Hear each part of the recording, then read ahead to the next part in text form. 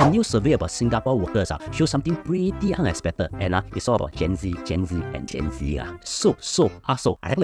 Human Resource Solutions Agency has just published a report that is both surprising and yet not so surprising. It depends on whether you're an employer or employee. You see, according to the survey results, whereby 760 Singapore-based workers and job seekers were surveyed, 49% of the workers will consider leaving jobs that require them to spend more time working in the office. Yeah, that means if your boss comes in tomorrow and say, okay, from tomorrow onwards, we'll be back to the pre-2019 whereby we all work 9 to 5 in the office. Half of them will consider quitting. Now, do know that it's considered quitting, not confirmed quitting. Because let's face it, my colleague always consider quitting after her boss scold her, and 10 years the boss changed 10 times, she's still gonna stay on.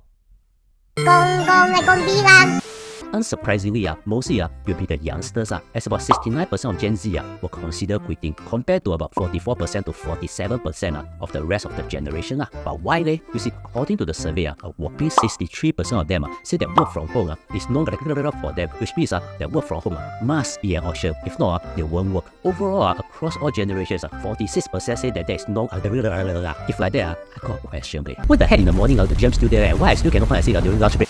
Now, this survey comes at a perfect timing, since by December this year, employees in Singapore can formally request for flexi work arrangements, which means they can really request to work from home if needed, and employers either have to respond. After all, one of the survey keys learning is that flexibility is now the buzzword in the Singapore workforce nowadays. Now, there's another interesting thing about the survey too. Almost 82% of Gen Z workers hide aspects of themselves at work, while only 47% of baby boomers do that. This is one of the results whereby the distinction is so big. Yeah, so what Gen Z to say I am who I am in TikTok is the Akkom and Amma who really say in audacity.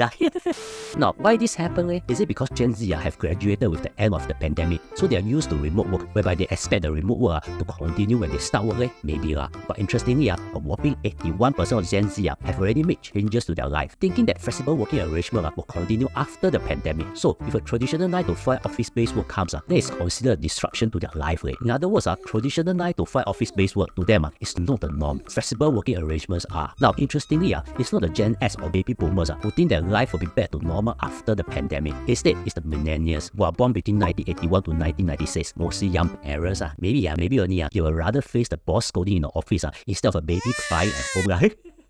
Of course, the problem is that employers are usually baby boomers and employees are usually Gen Z, which creates a severe disconnect. Now, here's what the experts suggest. Instead of focusing on the location and timing, both generations should focus on the output. If a Gen Z can create the same output even if it was in the sauna, or even best, can create even better output, then you all work before you go. Singaporeans are really jialat. Give them 20 cents, they want $1. 想当年. No way. This is actually same throughout the world. In the beginning of 2023, about 51% of companies in the US provide flexible working arrangements. That increased to 62% in November 2023. This means that it's common everywhere. And since we like to copy the US so much, I won't be surprised to know that soon we can finally see a smooth CTE on a Monday morning. Now, you must watch this to know how to ask for flexible working arrangement from December 2024 and subscribe to us if you think it becomes smarter.